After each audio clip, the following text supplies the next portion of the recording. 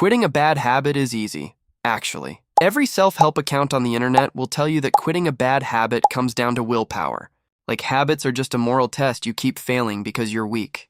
Which is a little ironic, because if willpower alone determined outcomes, every single person who's ever made a New Year's resolution on January 1st would still be sticking to it by February. In reality, quitting a habit has almost nothing to do with willpower and almost everything to do with environment design, which is a fancy way of saying you should stop trying to out-discipline your own kitchen. So let's get the obvious disclaimer out of the way. I'm not a psychologist, I'm not a doctor, and I definitely haven't quit every bad habit I've ever had, including the one where I check my phone the second I wake up, which I'm still working on. But I do have a theory, and it can be explained by a chart. Picture two lines. One line is your willpower, which starts high in the morning and decays throughout the day as you make more decisions.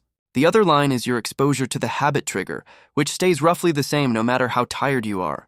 The problem is that most bad habits happen at night, exactly when your willpower line has already crashed to zero. So telling yourself to just be stronger is like scheduling a fight for the exact moment you're guaranteed to lose it. Tip number 1. Understand that willpower is a depleting resource, not a fixed trait. Every decision you make throughout the day, what to wear, what to eat, whether to respond to that email, draws from the same limited pool. This is why you're perfectly capable of resisting a cigarette at 9 in the morning, but crumble at 11 at night after a stressful day. It's not that you're weaker at night, it's that you've simply run out. The fix isn't to build a stronger will. The fix is to stop relying on willpower during the hours you know it'll already be gone, and instead change what's physically available to you before you get there. This is also why the most disciplined-looking people you know aren't actually resisting anything. They've just structured their day so there's nothing left to resist by the time their willpower runs low. Tip number 2. And this is the part people skip because it feels almost too simple to work. Remove the habit from your environment entirely, not just make it slightly harder to access. There's a huge difference between a cigarette pack sitting in a drawer 3 feet away versus one that requires you to put on shoes, leave the house, and walk to a store. Researchers call this friction, and even small amounts of it dramatically reduce how often a habit gets triggered. This isn't about hiding things from yourself out of shame. It's about recognizing that in the moment of craving, you have almost zero willpower left, so the only thing standing between you and the habit is how many steps it takes to get there. Add steps. That's the whole strategy. The same logic works in reverse for building good habits, by the way. If you want to eat more fruit, don't put it in a drawer. Put it in a bowl on the counter where it's the easiest possible thing to grab. Friction cuts both ways, and most people only ever think to use it against themselves instead of for themselves. Tip number 3. Identify your actual trigger, because most bad habits aren't really about the habit itself. They're a response to something else entirely. Smoking after meals isn't really about nicotine. It's often about needing a transition point between one task and the next. Scrolling your phone before bed isn't really about the content. It's often about avoiding the silence that comes right before sleep. If you just try to remove the habit without replacing the function it was serving, you'll feel a gap, and your brain will go looking for something to fill it, usually the original habit again. So instead of asking, how do I stop doing this, ask, what is this actually doing for me? And then find something else that does that same job. A surprisingly large number of habits turn out to be boredom management in disguise, which means the actual fix has nothing to do with the habit at all, and everything to do with having literally anything else lined up for that specific 15-minute window. Tip number 4, and this one made an actual difference for me personally, is today's sponsor, a habit tracking app called Streakline. Most habit trackers just guilt you with a red X when you miss a day, which honestly makes you want to delete the app entirely. Streakline instead focuses on environment logging, meaning every time you're tempted, you log what triggered it, what time it was, and where you were. After a couple weeks, it builds you an actual map of your danger zones instead of a generic streak number. You start to notice, for example, that 80% of your cravings happen in the same 15 minutes after work. And once you know that, you can redesign that exact window instead of white-knuckling your way through the entire day. If you want to actually see your own patterns instead of guessing, the link is in the description, and the code EASY gets you a free month. Tip number 5. Stack a replacement action onto the exact same trigger instead of trying to just stop. Your brain doesn't really understand the concept of not doing something, it understands doing a different thing instead. If your trigger is finishing dinner and your habit is smoking, the fix isn't to sit there gripping the table refusing to move. The fix is to immediately do something else the second dinner ends, washing the dishes, going for a short walk, texting a friend, anything that occupies the same slot in your routine. The goal is that your trigger still fires because you can't really stop that, but now it fires into a different action instead of the old one. The replacement doesn't even need to be a particularly good habit on its own. It just needs to physically occupy your hands or your attention for the same window the old habit used to. Tip number 6, change your social environment, not just your physical one, because habits are contagious in ways people underestimate.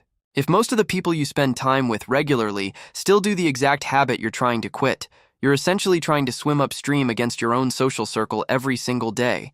This doesn't mean you need to cut people off, but it does mean being honest that certain hangouts or certain friends are functionally a trigger, the same way a specific chair or a specific time of day can be. Sometimes the easiest win available to you isn't a willpower trick at all. It's just rearranging who you're around during the exact hours you're most vulnerable. Tip number 7.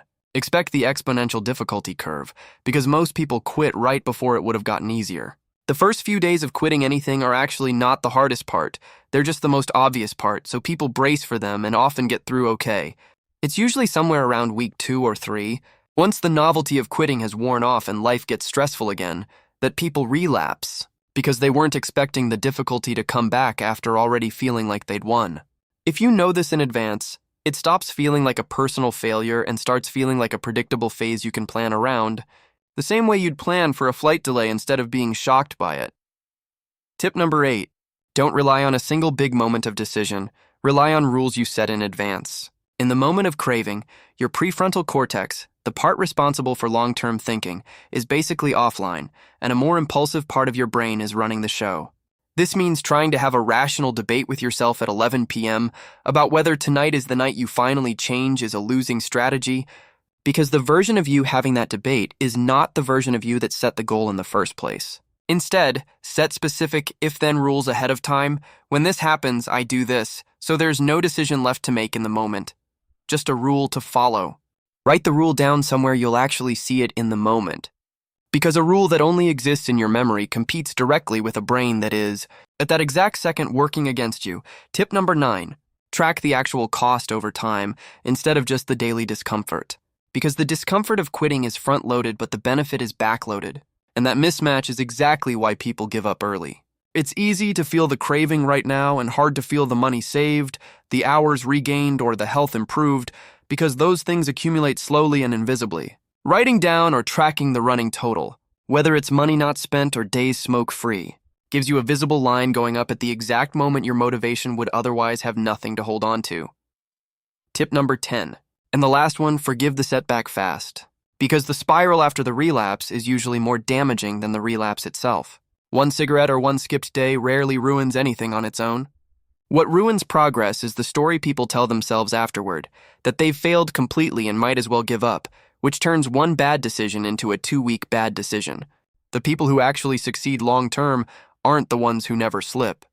They're the ones who treat a slip as data instead of a verdict, adjust their environment based on what triggered it, and keep going the very next hour instead of waiting for some symbolic fresh start like Monday or the first of the month. If you put all of this together, quitting a bad habit isn't a willpower contest, it's an environment design problem. You remove the trigger where you can, add friction where you can't, replace the function the habit was serving. Adjust who you're around during your most vulnerable hours. Expect the difficulty curve instead of being surprised by it. Track the slow, invisible wins. And forgive yourself fast enough that one slip doesn't become a spiral. None of this requires you to become a fundamentally more disciplined person overnight. It just requires you to stop setting up situations where you're weakest. Most depleted self is the only thing standing guard. Anyway, if that helped, I'm collecting donations in the form of subscribes to fund the next video.